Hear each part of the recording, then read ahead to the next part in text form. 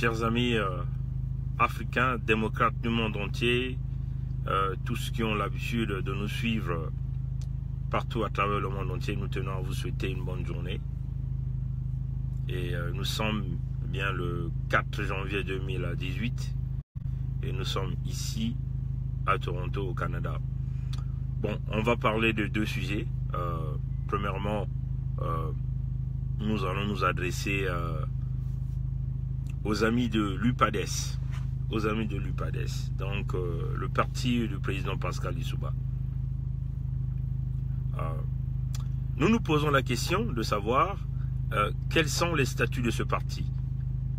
Bon, il est très certain que les dirigeants de ce parti, le bureau politique de ce parti, doivent bien avoir, ce bureau de l'UPADES doit bien avoir quelques verrous qu'ils ont mis dans leur statut, dans le fonctionnement de ce parti. Nous nous posons la question de savoir que ce soit l'UPADES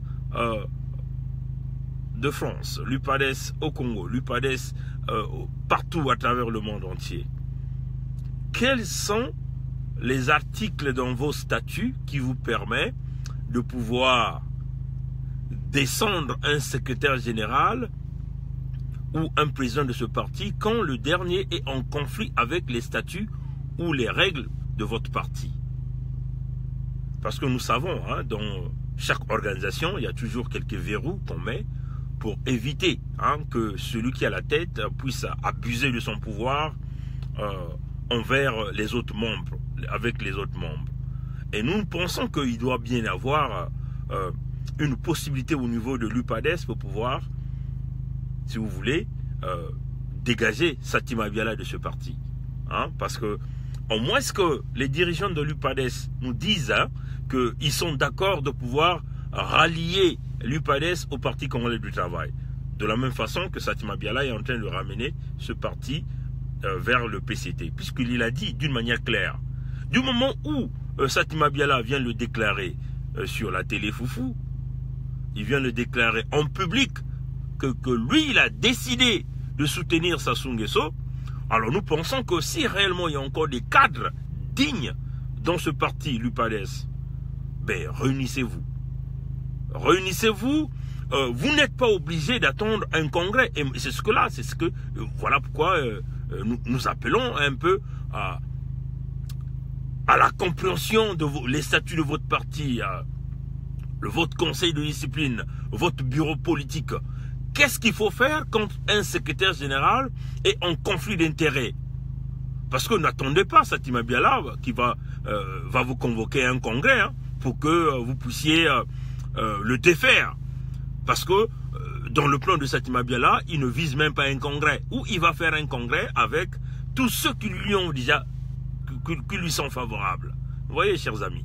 Voilà pourquoi nous appelons aux intellectuels de l'UPADES, ceux de la France, aux États-Unis, au Canada, ceux qui sont au Congo. Ceux qui sont au Congo, vous n'êtes pas obligés de vous retrouver tous ensemble. Parce que, comme vous voyez, Satima Biala est soutenu par le régime criminel et dictatorial de Brazzaville. Donc, certainement, ils viendront encore vous embastiller, vous violencer, et ainsi de suite.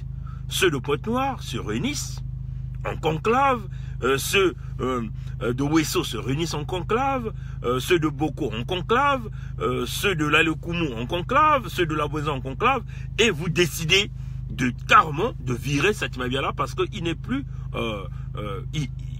il ne respecte plus, vous voyez, les règles et les statuts, parce qu'il est en train de décider seul pour pouvoir ramener votre parti auprès de Sassou Nguesso. Voilà un peu le grand message que je tenais à dire à nos amis de l'UPADES. Nous sommes un peu comme des cerveaux penseurs. On réfléchit et on vous vient avec des idées. Voilà l'idée que nous vous donnons, parce que il faut le savoir que Satima Biala ne représente plus les valeurs de votre parti.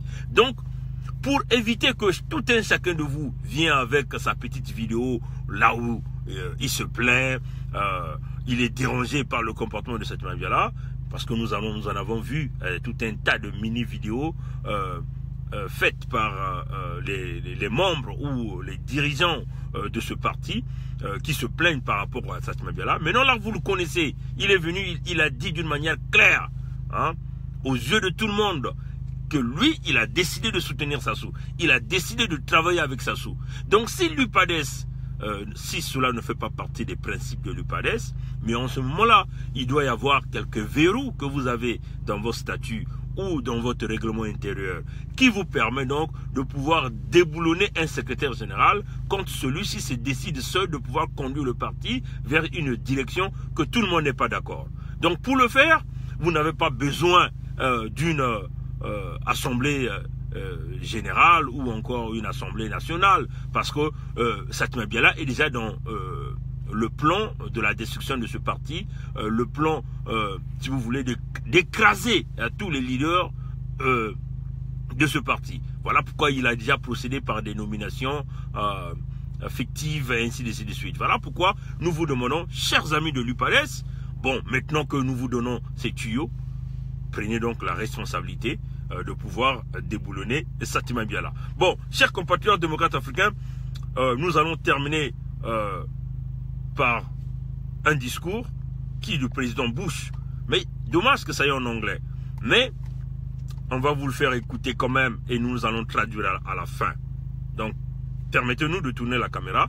Comme ça, nous allons donc tous écouter ce que le président Bush disait ici là. Allez, on va tourner la caméra. If they attack us, then we may decide to leave prematurely. They don't understand what they're talking about if that's the case. Let me finish.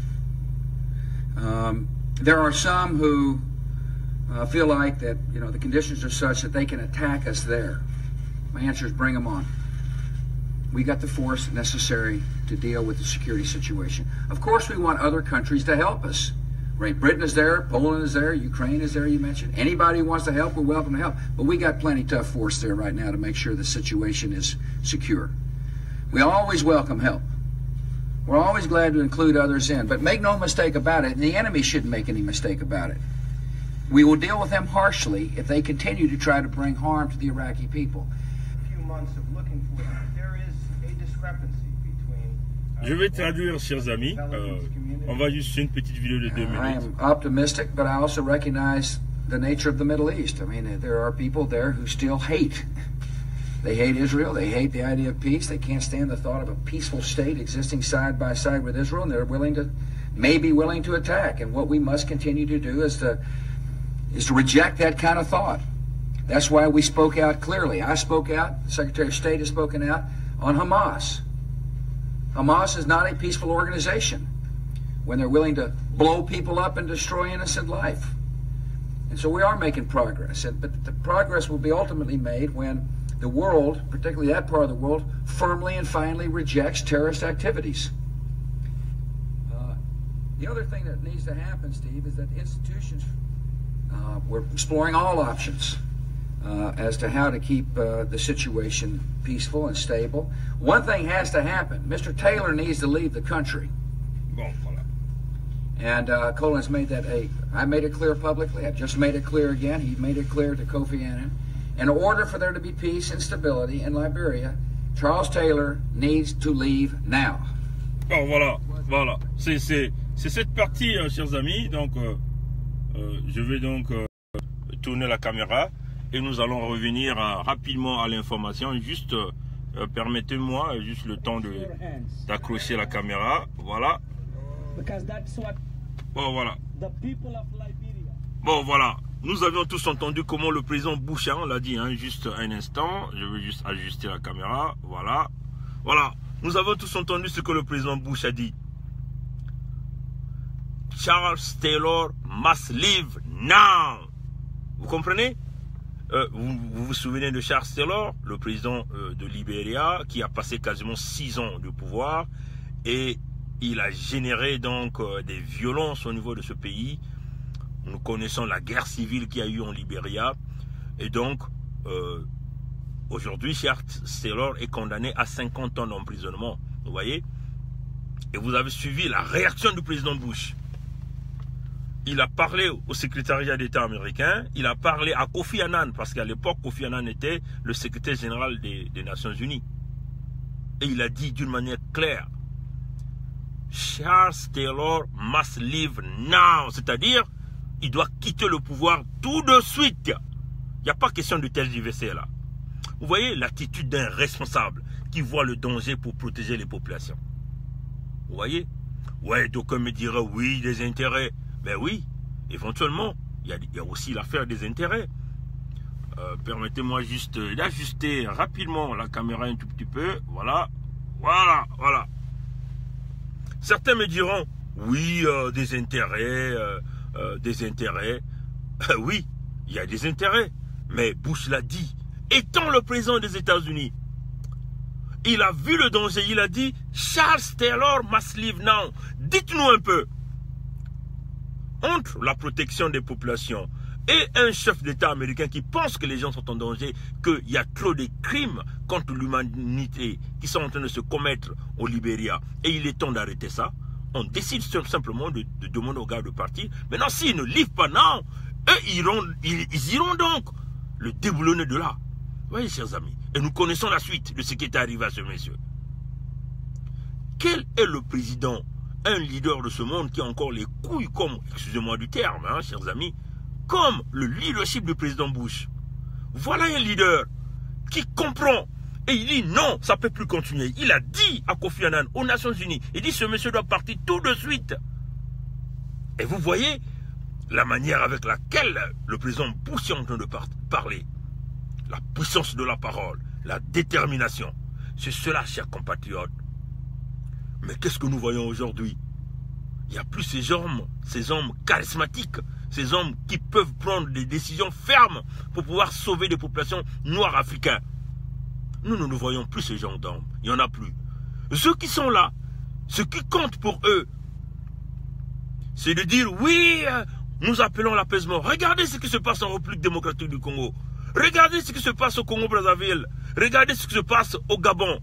Chers amis démocrates africains, peuple du monde entier, ça c'est ce que nous appelons la responsabilité des grands leaders de ce monde qui peuvent penser que non, le mal est trop fait, il est temps d'arrêter.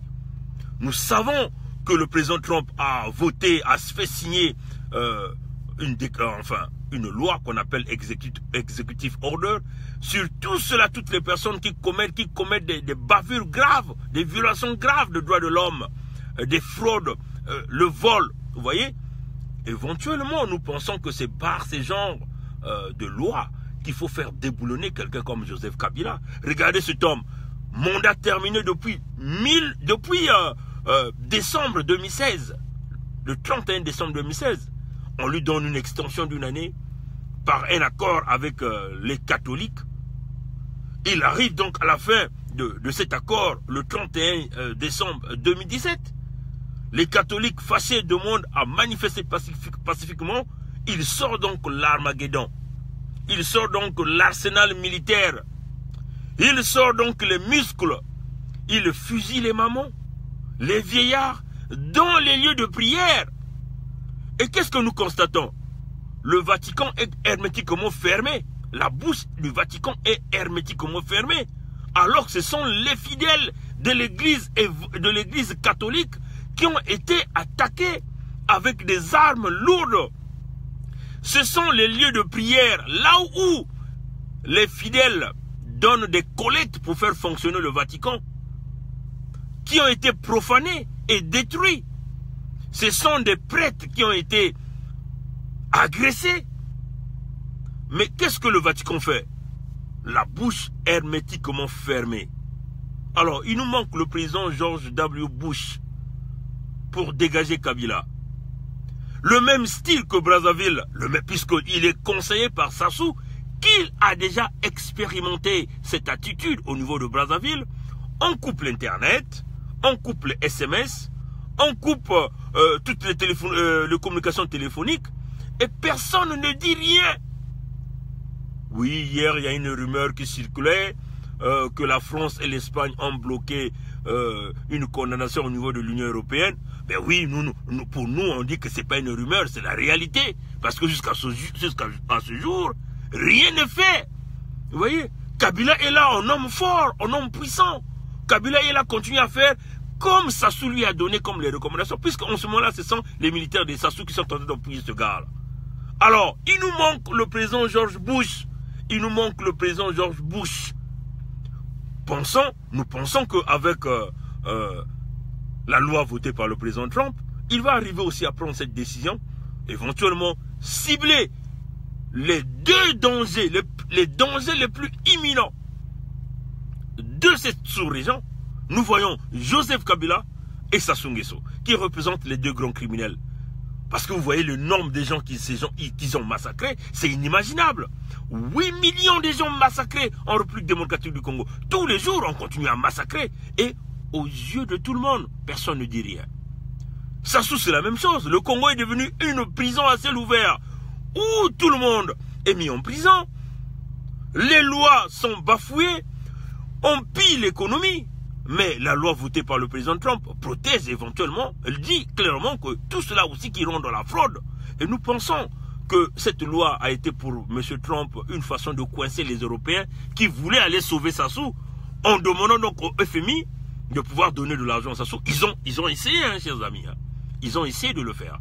Ils ont voulu nous faire le coup de 2010 avec le Dominique Strauss-Kahn, puisque ce sont les mêmes réseaux qui ont aidé Sassou pour falsifier les comptes du Congo-Brazzaville. Éventuellement, en lui donnant des experts comme les Dominique Strauss-Kahn. Mais nous pensons que la loi, la nouvelle loi du président Trump, nous dira le contraire. Il est temps, chers amis, chers leaders de ce monde, de monter le leadership comme l'avait monté le président Bush. Vous voyez, un homme de conviction, un homme de parole. Oui, on a dit oui, il est parti attaquer l'Irak.